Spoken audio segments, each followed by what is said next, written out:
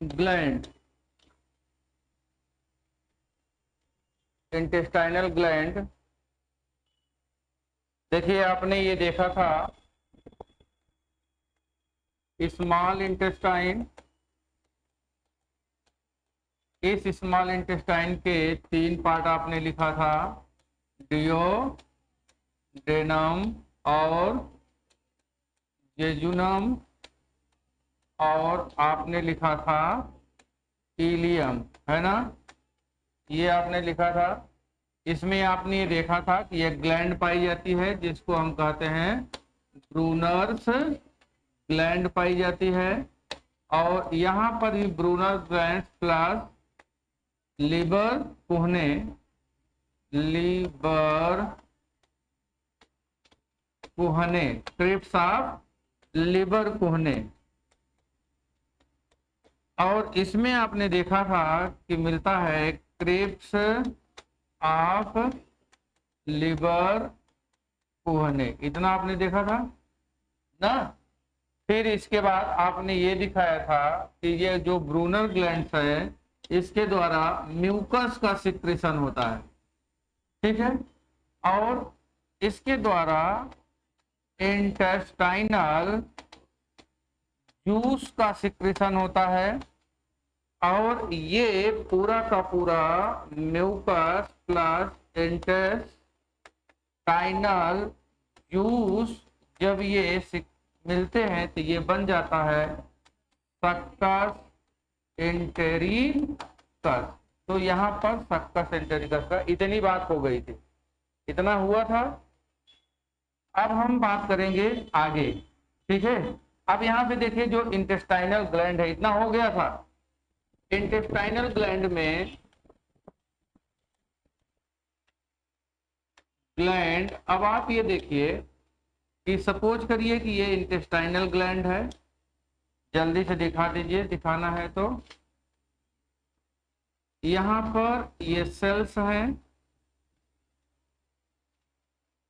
कुछ दूसरी सेल्स दिखा दीजिए आप,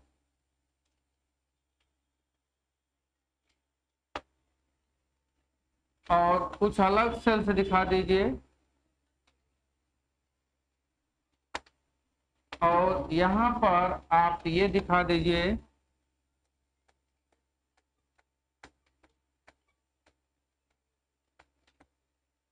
इसको नाम दे दीजिए पेयर्स पैचेज, और इसको बोलिए इंटेस्टाइनल ग्लैंड हो गई, और ये हो गई गॉबलेट सेल, सेला पैनेस,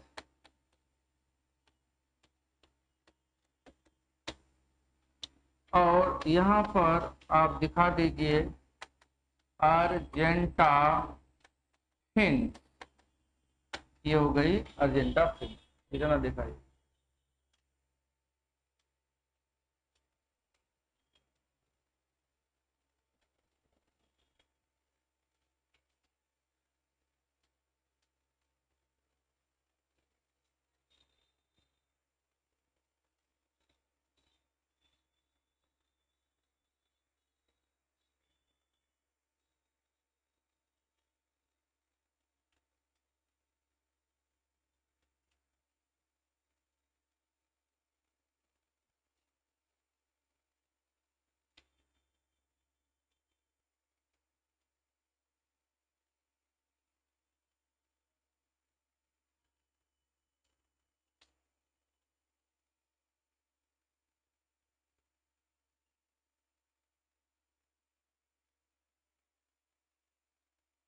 तो इंटेस्टाइनल ग्लैंड्स में कितने प्रकार की सेल्स है?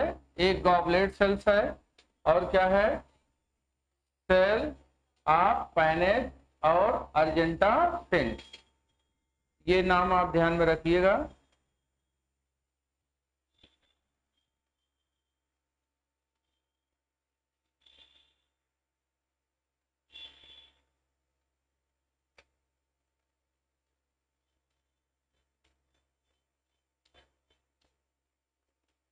हो गया भैया? दिख नहीं रहा है क्या? उठाओ।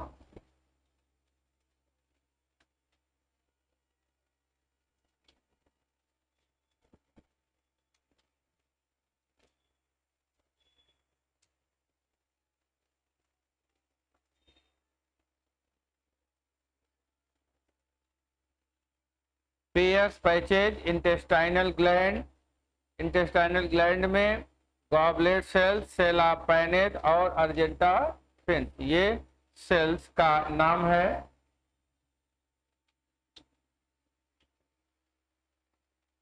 चलिए यहाँ पे देखिए आप, हटाएं इसको। ये जो इंटेस्टाइनल ग्लैंड्स है इलियम भाग में, देखिए इलियम भाग की जो इंटेस्टाइनल ग्लैंड्स होती है यहाँ पर ये लिम्फ सेल्स होंगी, इनको पेयर्स ऑफ पैचेज कहते हैं, ये समूह में पाई जाएगी, ये बात इंपॉर्टेंट है। पेयर्स ऑफ पैचेज कहाँ होंगी? स्मॉल इंटेस्टाइन में। अगर नाम अलग से दिया हुआ है, इलियम दिया हुआ है, डिओडेनम दिया हुआ है, तो नाम क्या रहेगा? इलियम रहेगा। पेयर्स ऑफ पैचेज कहाँ होंगी? इलियम में होंगी। ठीक है, चलिए आगे लिखिए इसमें।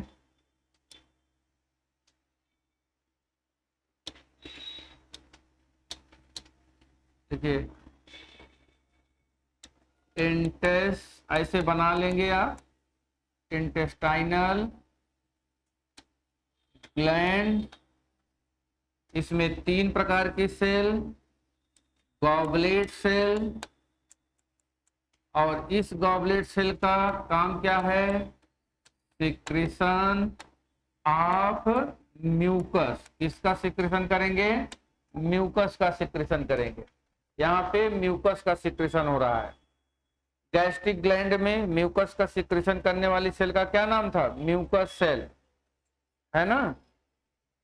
और अब आप यहाँ पे अगली जो सेल लिखेंगे उसको हम कहेंगे सेल ऑफ पैनेट। ठीक है, अब यहाँ पर सिक्रीशन ऑफ इंजाइम्स, इंजाइम का श्रावण करेंगे ये। गैस्ट्रिक ग्लैंड में इंजाइम का श्रावण कौन कर रहा था? जाइमोजन या चीफ सेल कर रहे थे, जाइमोजन या चीफ सेल कर रहे थे। और यहाँ पे कौन कर रहा है? Cell of Paneth. कौन कर रहा है? Cell of पैनेट।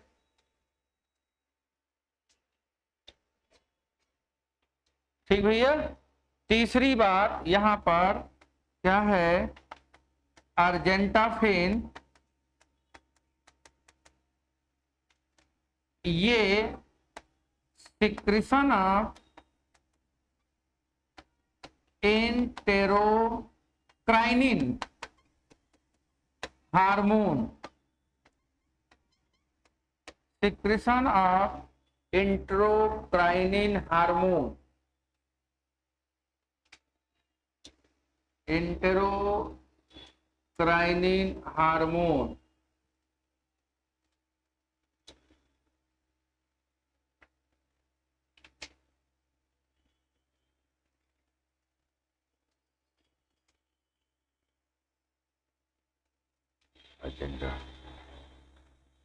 आगे लिखिए नीचे से।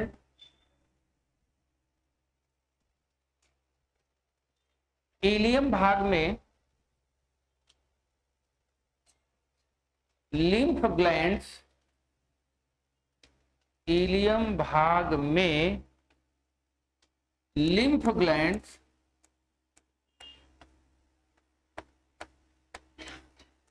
के समूह, ग्रुप्स ऑफ लिम्फ ग्लैंड, समूह पाए जाते हैं। इन्हें पेयर्स पैचेज कहते हैं, इन्हें पेयर्स पैचेज कहते हैं।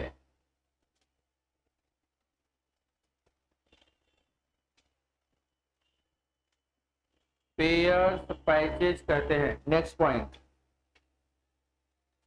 स्मॉल इंटेस्टाइन में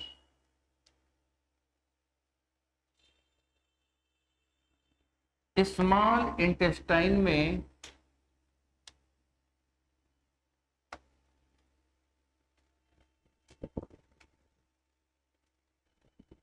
फोल्डेड या फोल्ड लिख लीजिएगा, फोल्ड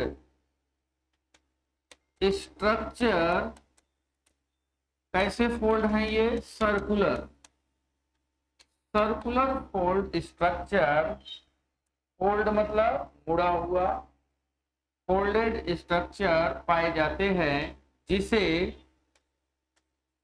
वल्बुली ऑफ कानीवेंटीज, वल्बुली ऑफ कानीवेंटीज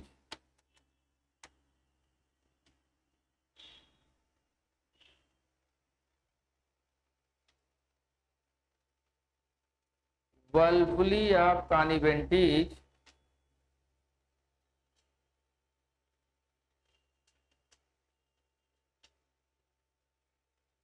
हो गया, कहते हैं, बलबुली ऑफ कानीवेंटीज कहते हैं।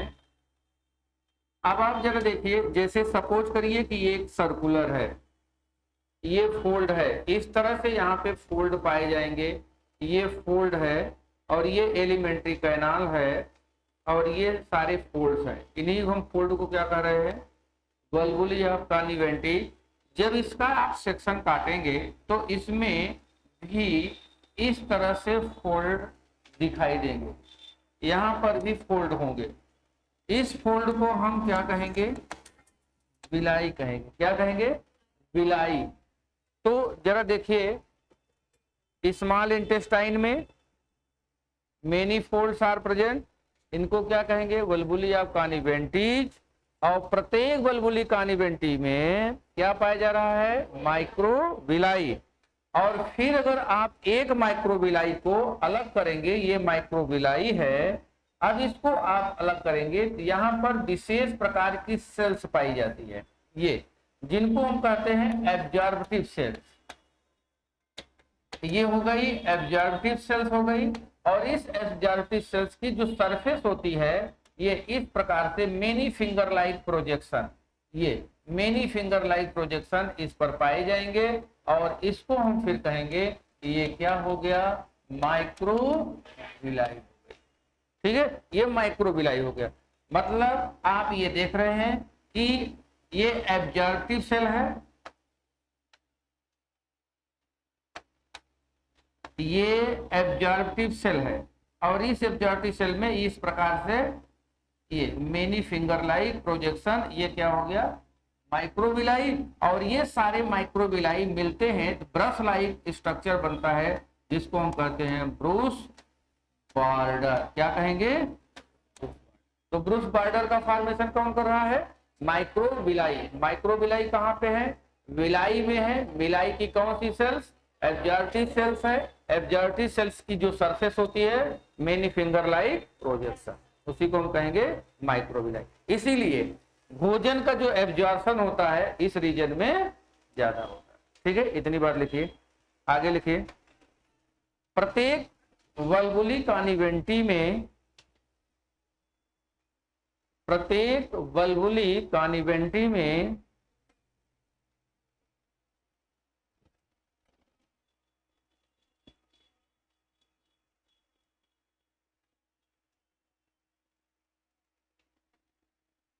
फोल्ड ऑफ करकरिंग भी कहते हैं इसको,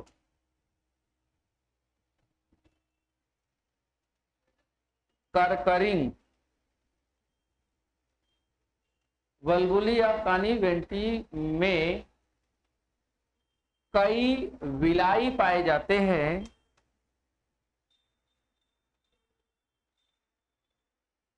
विलाई पाए जाते हैं। नेक्स्ट पॉइंट, प्रत्येक माइक्रोविलाई, सॉरी, प्रत्येक विलाई में, या विलस कहते हैं इसको सिंगुलर में, प्रत्येक विलाई में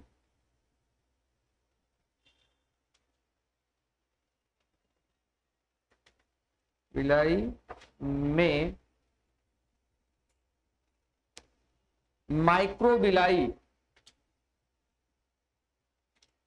माइक्रोबिलाई पाए जाते हैं। माइक्रोबिलाई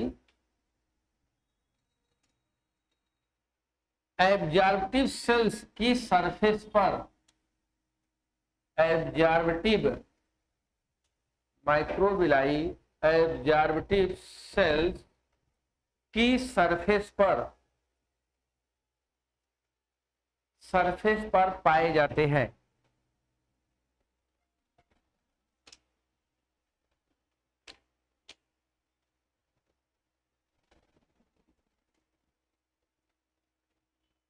आगे लिखिए, वल्वुली कॉन्वेंटिज, नेक्स्ट पॉइंट।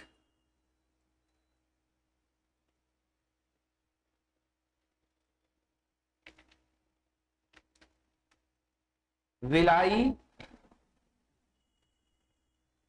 एवं माइक्रोबिलाई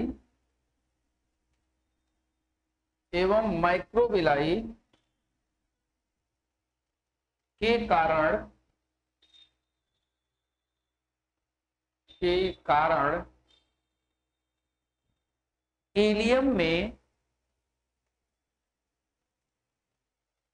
फूड एब्जॉर्प्शन का सरफेस एरिया बढ़ जाता है। फूड एब्जॉर्प्शन का सरफेस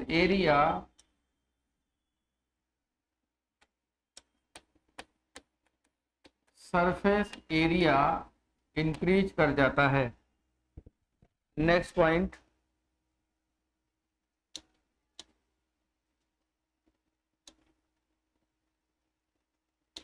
विलाई में ब्लड वेसल्स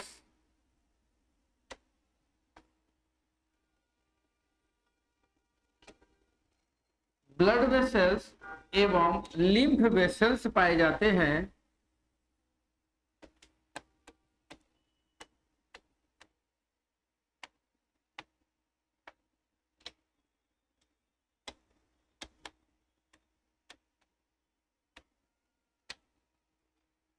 लिम्फ वेसल्स पाए जाते हैं।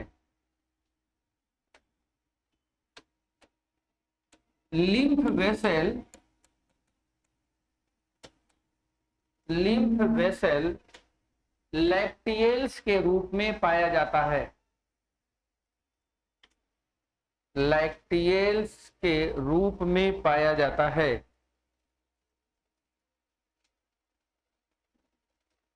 लैक्टियल्स के रूप में पाया जाता है।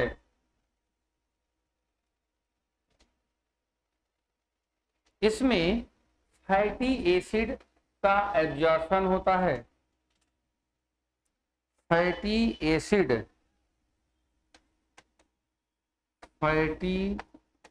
एसिड का एब्जॉर्प्शन होता है।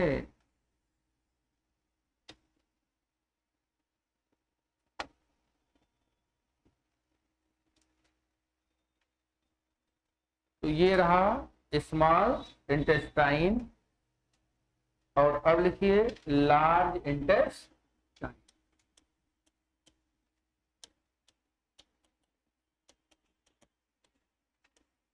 लार्ज इंटेस्टाइन के कितने भाग? 3। सीकम, दूसरा कोलन, तीसरा रेक्टम। ये 3 पार्ट होते हैं। 3 part. Length short but diameter more than small intestine.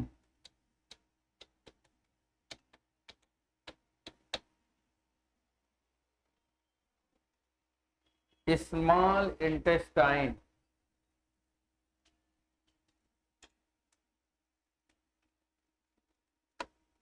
तीन भाग है, सीकम, कोलन और रेक्टम।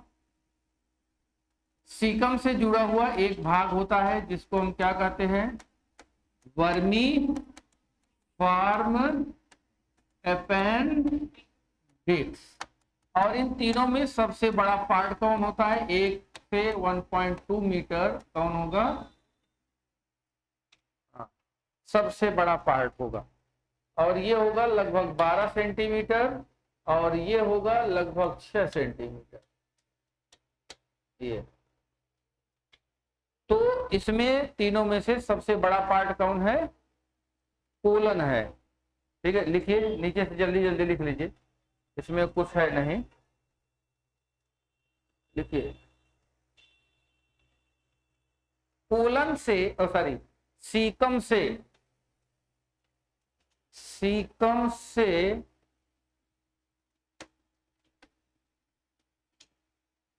वेस्टिजियल अवशेषी अंग, vestigial organ, vermiform appendix, appendix जुड़ा होता है, वर्मी फॉर्म अपेंडिक्स जुड़ा होता है।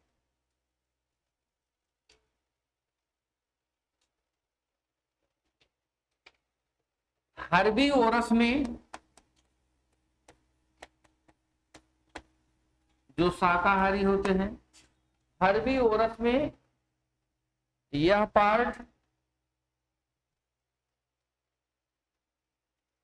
हर्बीवोरस में यह पार्ट एक्टिव सक्रिय होता है और इसमें सेलुलोज डाइजेशन, सेलुलोज का पाचन होता है। ब्रैकेट में लिख लीजिएगा रैबिट।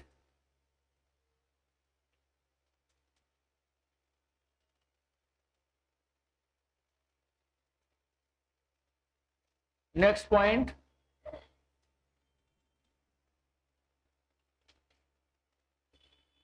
मनुष्यों में, ह्यूमन बीइंग, मनुष्यों में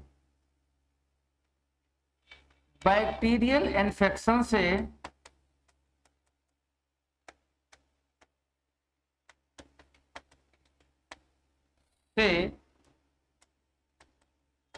एपेंडिसाइटिस,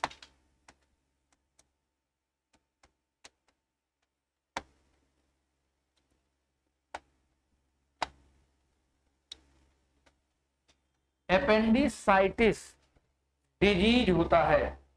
कहते नहीं अपेंडिक्स हो गया है, तो एपेंडिसाइटिस रोग होता है, उसे फिर काट करके अलग कर दिया जाता है। एपेंडिसाइटिस, जो बाहर समोसा चॉकलेट टॉफी खाता है, चाउमीन खाता है, उसी को होता है। सुन रही हो ना?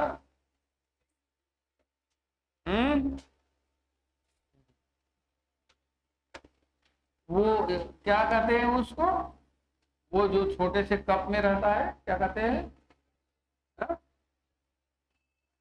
अरे जो छोटे से कागज वाले कप में रहता है ना, ब्रेड की तरह रहता है भाई, जो भी हो बहुत खाती है। और जो कि सड़ा हुआ होता है वो, ये सब दुकान में नीचे मिलता है ना, 5-5 6-6 रहता है।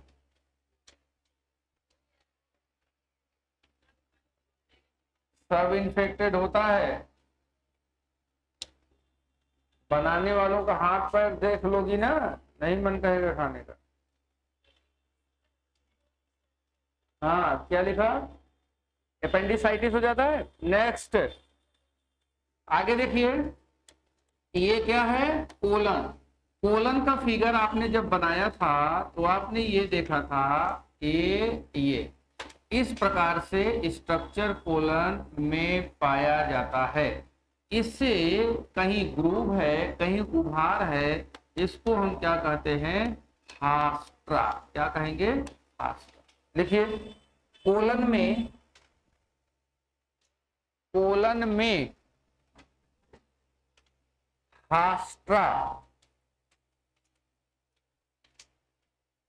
फास्ट्रा नामक स्ट्रक्चर पाया जाता है। इसके अतिरिक्त ये इसमें आपने इस तरह से देखा था, ये टीनिया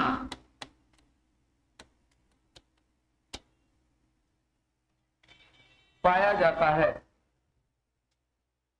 ये मसल्स है, पेशी है, टीनिया पाया जाता है। आगे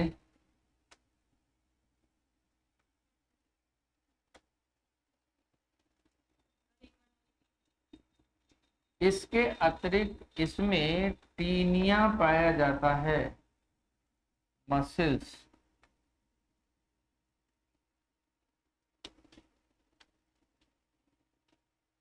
टीनिया पाया जाता है, मसल्स।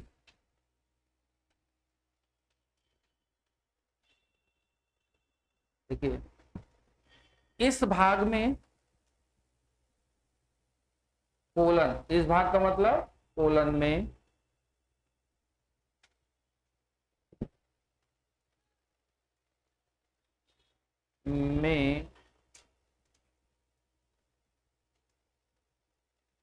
डाइजेशन एवं एब्जॉर्प्शन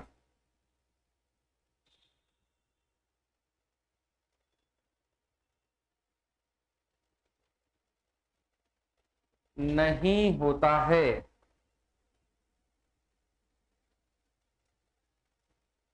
नेक्स्ट पॉइंट, एब्जॉर्प्शन के रूप में, एब्जॉर्प्शन के रूप में कुछ water, mineral and vitamins absorb होते हैं। विटामिन्स एब्जॉर्ब होते हैं। नेक्स्ट पॉइंट, रेक्टम में, रेक्टम में अनडाइजेस्टेड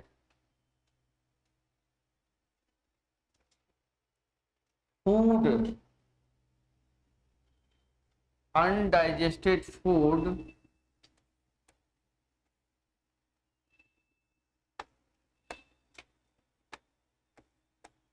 फीकल मैटर के रूप में स्टोर होता है।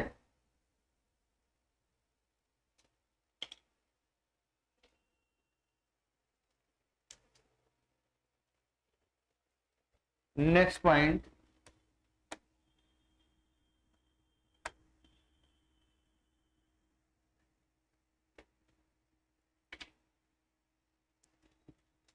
एनल पोर की के समीप सर्कुलर, एनल पोर के समीप सर्कुलर मसल्स, सर्कुलर मसल्स में इन्फेक्शन होने पर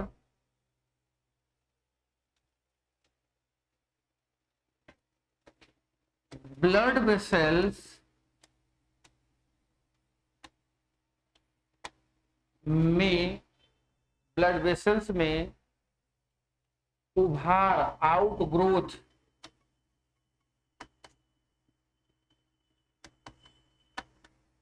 पाए जाते हैं, जिसे पाइल्स कहते हैं,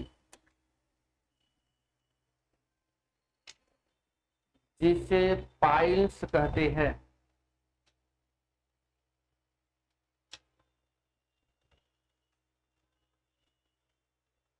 देखिए ये जनरल सी बात थी जो एलिमेंट्री कैनाल की, सारी बातें हो गई है। अब हम लोग डाइजेशन पढ़ेंगे। डाइजेशन, डिफरेंट पार्ट में कैसे डाइजेशन होगा, ठीक है। हेडिंग बना लीजिए, डाइजेशन इन एलिमेंट्री कैनाल,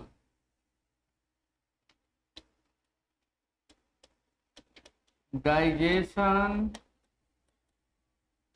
इन एलिमेंट्री कैनाल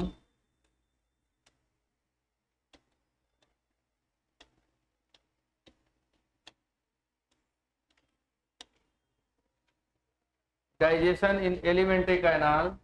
सबसे पहले डाइजेशन की डिफिनीशन, डाइजेशन क्या है, डाइजेशन क्या होगा, हम बोलो। हाँ, कॉम्प्लेक्स जो फूड पार्टिकल है वो सिंपल फूड पार्टिकल्स में कन्वर्ट होते हैं या उनकी हाइड्रोलिसिस होती है। क्या होगी, डाइजेशन का मतलब हाइड्रोलिसिस, हाइड्रोलिसिस का मतलब इन प्रेजेंस ऑफ वाटर, हाइड्रोलिसिस का मतलब इन प्रेजेंस ऑफ वाटर, वाटर की प्रेजेंस में वाटर है और इसके साथ साथ क्या है, एंजाइम, फूड है प्लस क्या है, H2O है, और यहाँ पे क्या हो जाएगा, एंजाइम, और यहाँ पे हो जाएगा सिंपल, यही हुआ ना, breakdown of complex food into simple food in presence of enzyme, या hydrolysis of complex food into simple food in presence of enzyme, इसी को हम क्या कहेंगे, डाइजेशन। ठीक है, लिख लीजिए एक लाइन।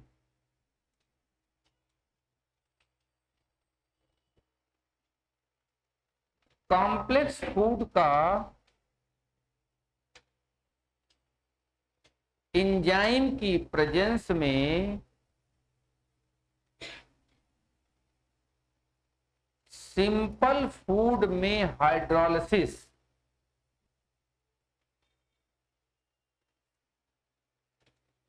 सिंपल फूड में हाइड्रोलिसिस डाइजेशन कहलाता है।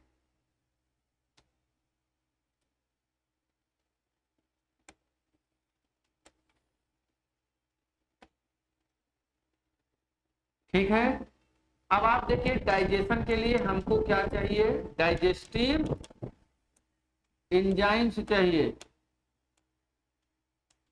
डाइजेस्टिव एंजाइम्स, डाइजेस्टिव एंजाइम्स जैसे कार्बोहाइड्रेज, जिस भोजन का डाइजेशन होना है उसी भोजन के सामने क्या लगेगा, एज, ये किसका पाचन करेगा, कार्बोहाइड्रेट का पाचन करेगा।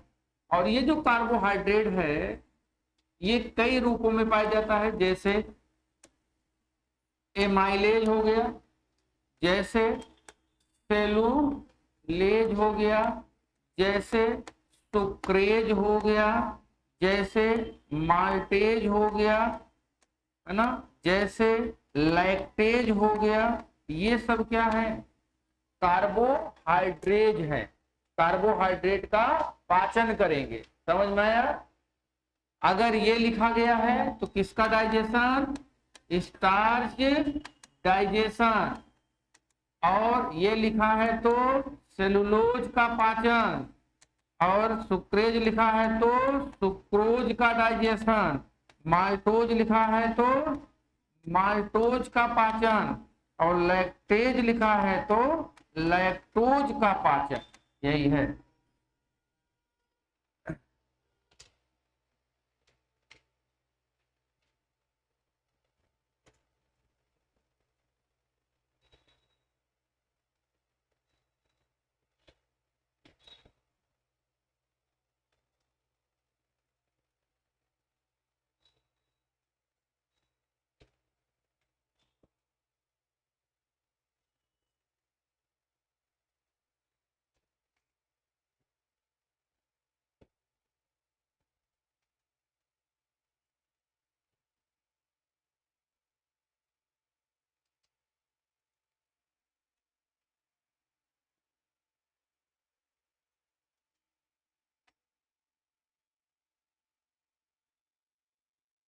लिख लिया भैया?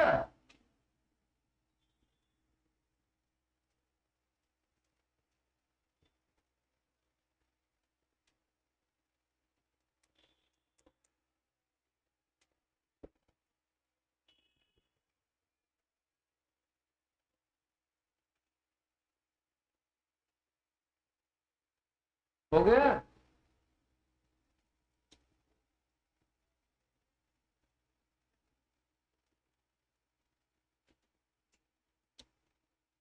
इसके बाद आप देखिए लाइपेज, किसका डाइजेशन?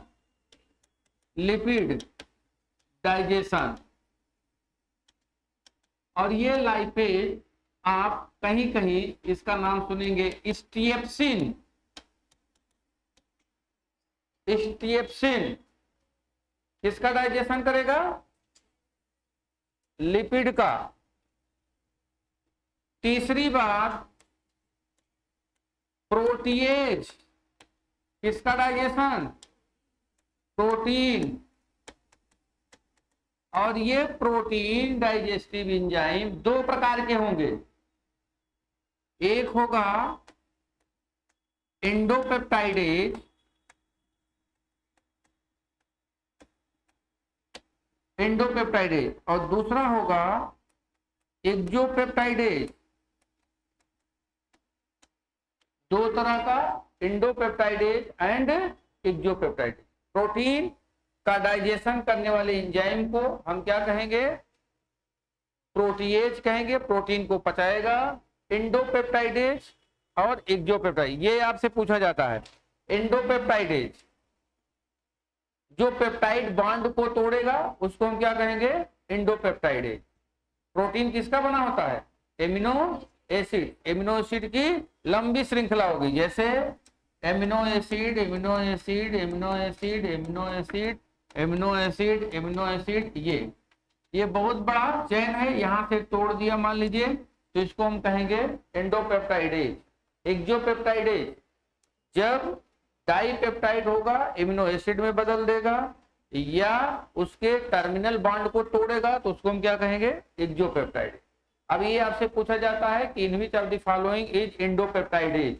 एंडोपेप्टाइडेज कौन है? तो इसका एग्जांपल आप याद रखिएगा, बहुत इंपॉर्टेंट है। जैसे पेप्सिन, क्या हुआ? रेनिन।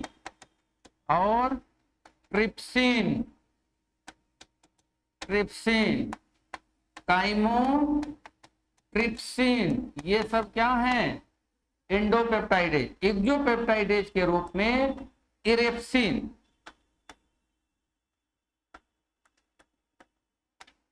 ये है एक्सोपेप्टाइडेज, इरेप्सिन। ये सब प्रोटीन का डाइजेशन करेंगे।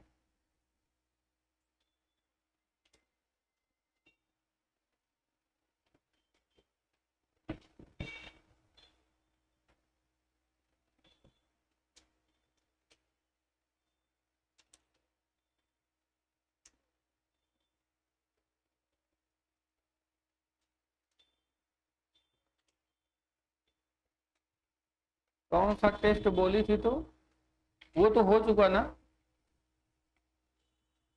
हाँ, नहीं नहीं, जो बोला था आप लोगों ने वो हो गया ना?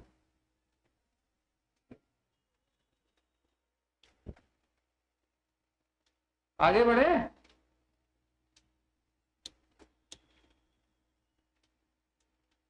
लिख लिया भैया? फिर इसके बाद अब क्या है? न्यूक्लियस, किसका डाइजेशन होगा?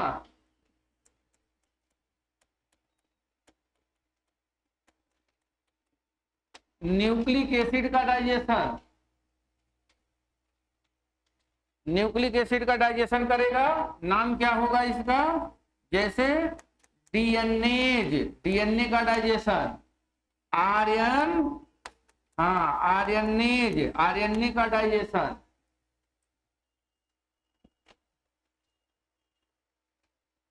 तो इस तरह से फूड डाइजेस्टिव एंजाइम पाए जाएंगे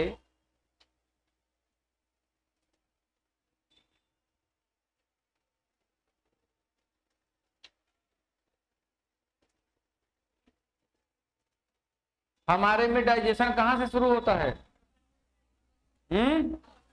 माउथ से नहीं, बक्कल कैविटी से। माउथ में भोजन रुकेगा?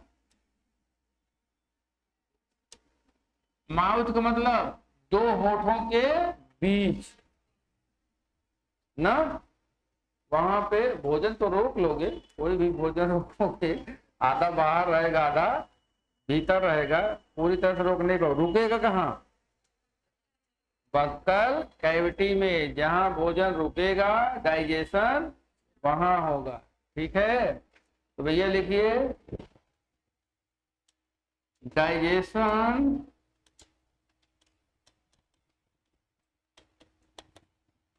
इन एलिमेंट्री कैनाल में नंबर 1 क्या आ जाएगा? Buccal cavity. बक्कल कैविटी, यहीं से डाइजेशन शुरू होगा। ठीक भैया, बक्कल कैविटी में क्या है बता चुके हैं, सलाइवरी ग्लैंड। सलाइवरी ग्लैंड के द्वारा किसका सिक्रेशन? सलाइवा। किसका सिक्रेशन? सलाइवा का। ठीक भैया, अब क्या है? सलाइवा। ये है सलाइवा। मनुष्यों में पर डे 1 से 1.5 लीटर पर डे स्रावित होता है। पर डे स्रावित होगा।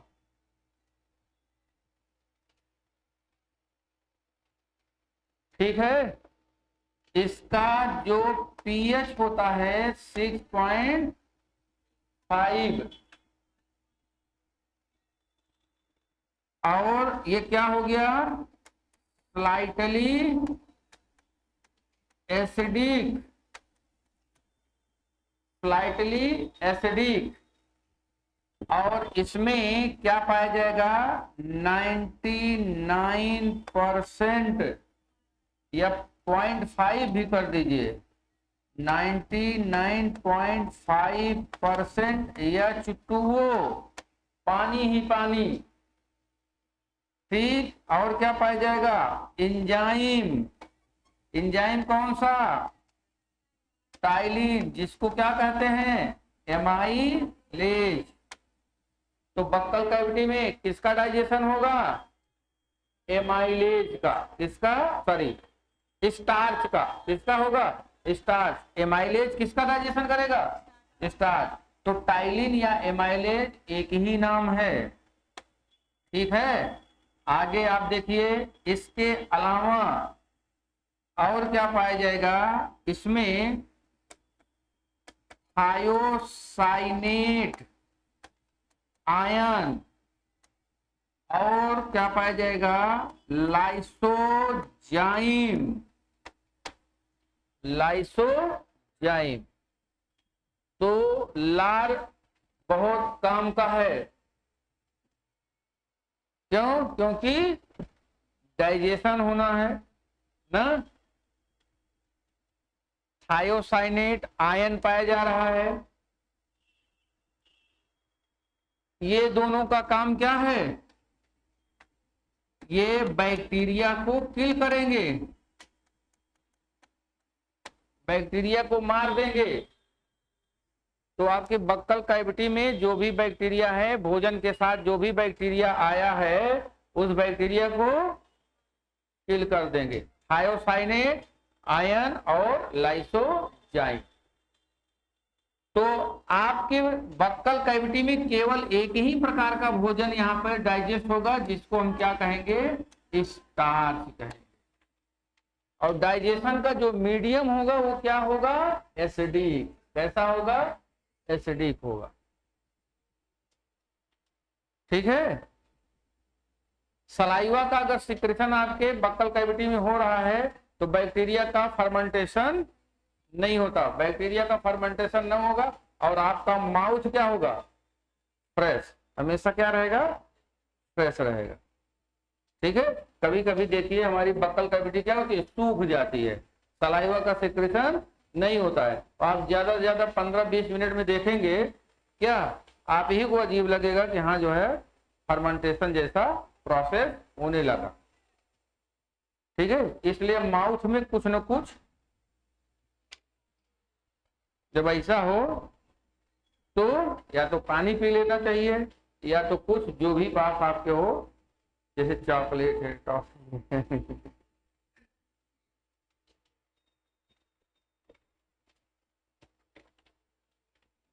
एक बार हम लोग जा रहे थे परीक्षा देने, बीएड का पेपर देने जा रहे थे, तो एक आदमी, यही समय था हो वरुण, यही समय था। अच्छा अभी बीएड का एग्जाम नहीं हुआ ना, बीएड का पेपर देने जा रहे थे, ये खूब गर्मी थी, एजे यहीं से चलते हैं, तो एक आदमी सो रहा था ऊपर, हम लोग बैठे थे नीचे, 2-3 लोग थे। जो हमारे साथ थे, जो ऊपर बताए थे ना, हाँ, तो ऊपर से इसे टपक रहा था, सोया था, लाल टपक रहा था, तो मीठा मीठा सपना देख रहा होगा। खाने पीने का भी सपना आप देखिए तो लार आपके बक्कल कैविटी में बनेगा, भले आप सोए। सवेरे देखिए ऐसे लोगों के चेहरे पे ऐसे यहाँ पे निशान बना होता है, आपने अगर देखा होगा तो ऐसा होता है। वो गर्मी का महीना उनके ऊपर टपक रहा था, तो ठंडा लग रहा था, बड़ा अच्छा लग रहा था। देखे ऊपर से तो सलाइवा। गलती मत करना। अभी आप ज्यादा सिक्रेशन हो जाता है, बोलते बोलते टपक पड़ता है। चलो तो ये सलाइवा हो गया ना, बक्कल कैविटी में डाइजेशन हुआ, किसका हुआ, स्टार्च का। प्रोटीन का हुआ, लिपिड का हुआ नहीं, किसका हुआ, केवल स्टार्च। तो भोजन का पाचन कहां से शुरू हुआ, अब कहां पहुंचे, ईसो, लिखिए oesophagus, in oesophagus, in oesophagus.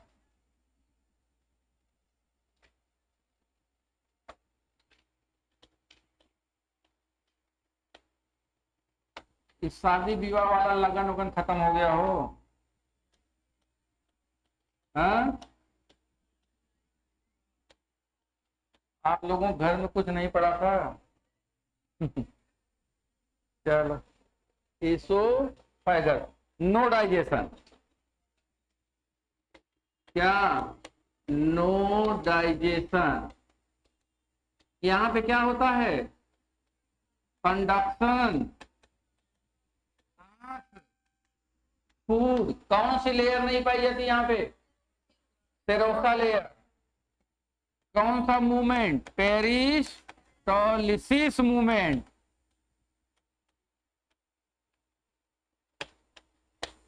पेरिस्टोलिसिस movement. Conduction of food होगा, भोजन का संवहन होगा, बक्कल कैविटी से भोजन कहां पे आएगा, खिसक करके स्टमक में, कहां पे आएगा, स्टमक, पेरिस्टालसिस मूवमेंट। आगे बढ़े, कहा,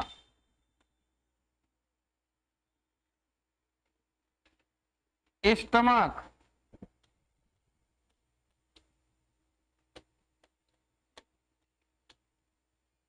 स्टमक, यहां पर स्टमक के हम स्ट्रक्चर बता दिए हैं। यहां पे कौन सी ग्लैंड होती है, गैस्ट्रिक ग्लैंड। कौन सी gland, gastric gland. Gastric gland से किसका सिक्रीशन, हाँ, secretion, gastric juice, gastric juice. ठीक है, पर डे 1 से 3 लीटर पर डे, कितना, 1 से 3 लीटर।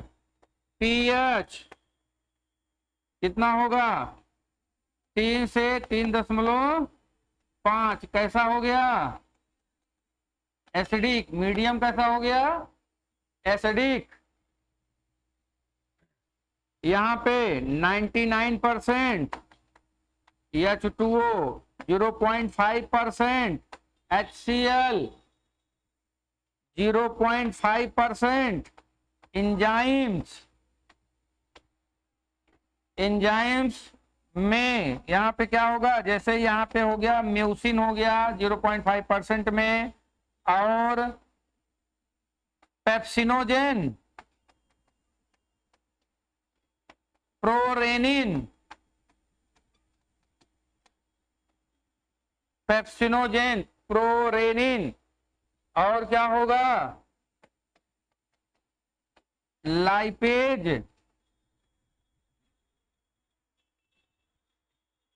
ये सब एंजाइम होंगे। हाँ,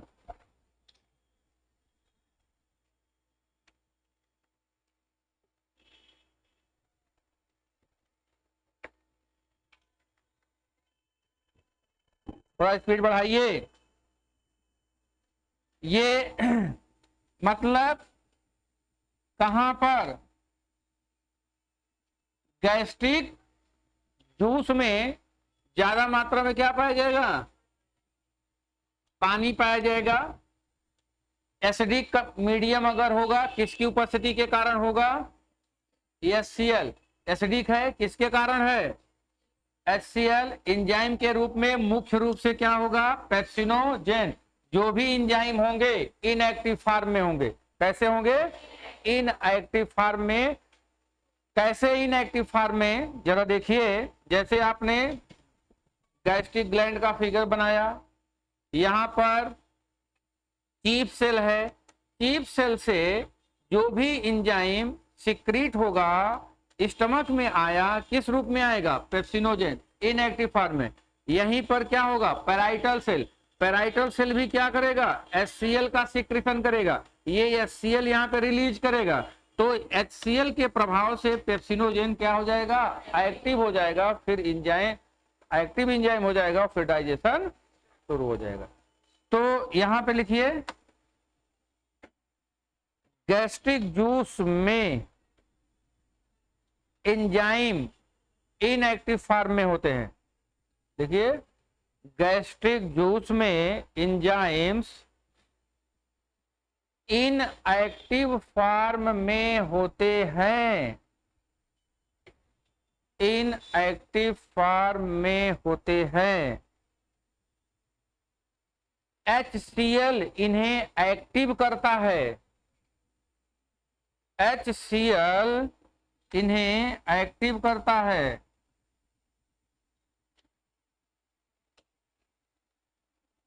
चलिए यहां पे लिखिए, पेप्सिनोजेन, HCl, पेप्सिन, बनाया पेप्सिन। अब यहाँ पे क्या होगा, प्रोटीन, प्रोटीन का पाचन होगा। प्रोटीन का पाचन कौन करेगा, देख लीजिए, ये पेप्सिन, पेप्सिन इसको किस में बदल दिया, पेप्टोन्स, पेप्टोन्स या प्रोटियोजेज,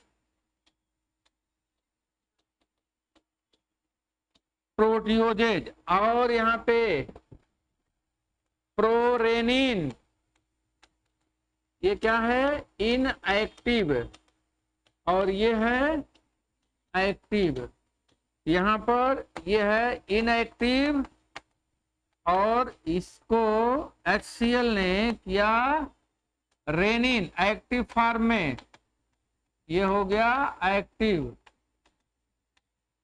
फिर यहां पे होगा प्रोटीन, प्रोटीन किस रूप में,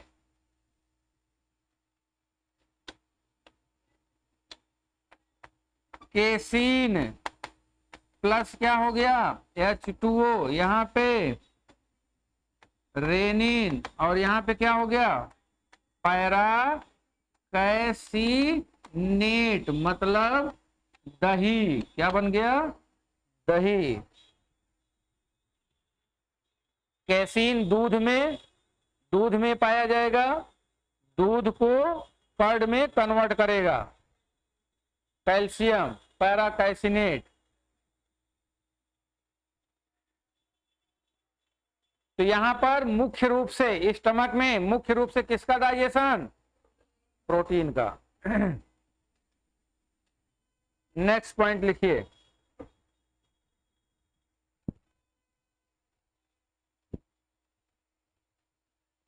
एडल्ट में रेनिन एब्सेंट होता है। हाँ? एडल्ट में रेनिन एब्सेंट होता है। रेनिन का काम कौन करेगा?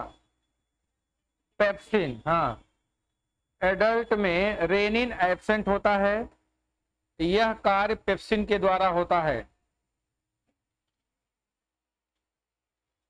इन्फेंट जो छोटे होते हैं, बहुत कम, 1 महीने 2 महीने के जो बच्चे हैं उनमें रेनिन पाया जाएगा।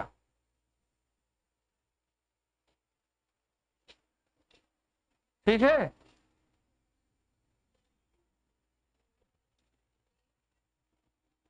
नहीं लिखा? रेनिन का कार्य कौन करता है? पेप्सिन करता है। आगे भैया, गैस्ट्रिक लाइपेज।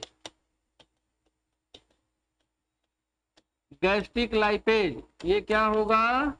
लिपिड प्लस क्या होगा? H2O। यहाँ पे गैस्ट्रिक लाइपेज, और यहाँ पे ये किसमें टूट जाएगा? Fatty acid plus glycerol. आंशिक रूप से यहाँ पर डाइजेशन होता है, पूरा नहीं होता है, आंशिक रूप से डाइजेशन होगा। सब आंशिक डाइजेशन है, प्रोटीन का भी, लिपिड का भी, लेकिन मुख्य रूप से यहाँ पर किसका? प्रोटीन। किसका होगा? प्रोटीन का डाइजेशन।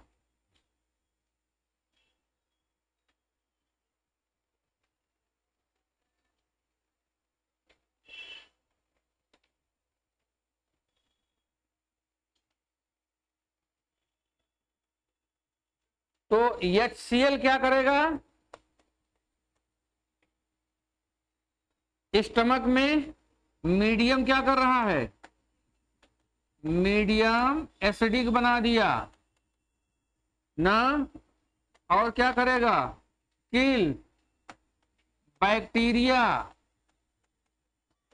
जो बोलस में है भोजन में। फिर क्या किया?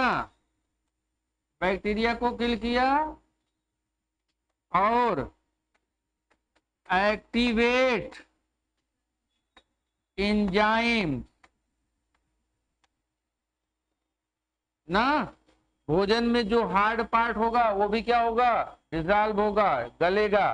तो ये मेन काम है इसका।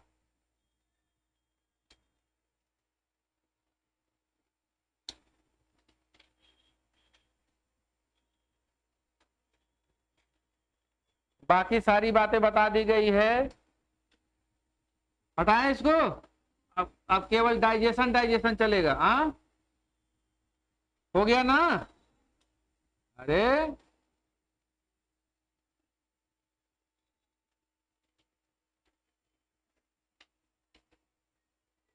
स्पीड बढ़ाओ भाई।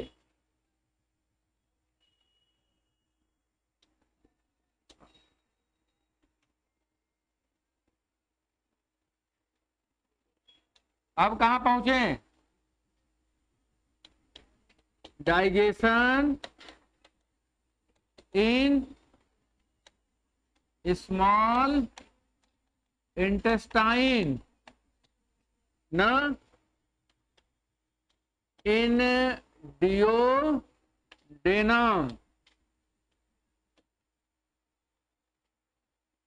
ये आपने बनाया डियोडेनम, ये, और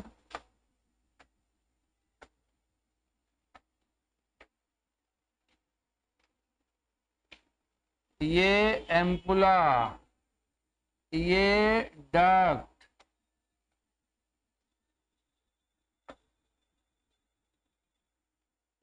ये डक्ट,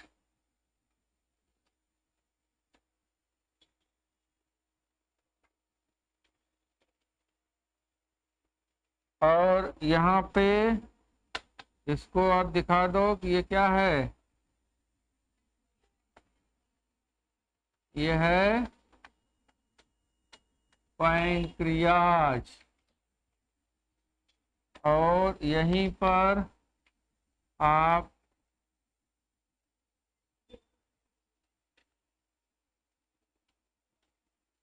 इसको क्या कहेंगे, बाइल डक्ट या common bile duct, common bile duct. और ये तो हो जाएगा गॉल ब्लैडर।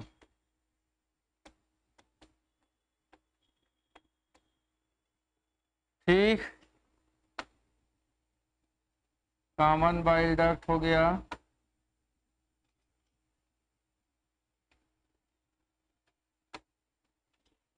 ये हो जाएगा डियोडेनम, इसको हम कहेंगे ampulla of hepato pancreatic duct, ampulla of hepato pancreatic duct. ये हो गई एसेसरी डक्ट।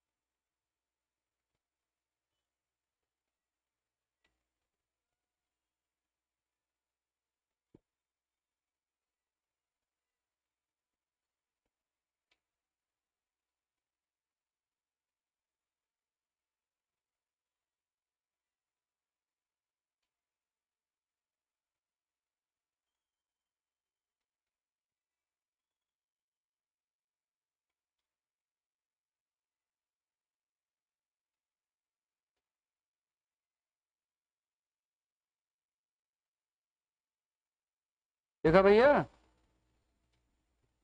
जल्दी करिए, केवल 1 मिनट बताएंगे बस।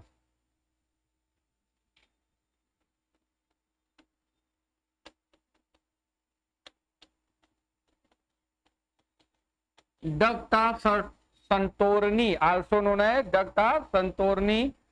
और इसको हम क्या कहेंगे, डक्ट ऑफ वेटर्स।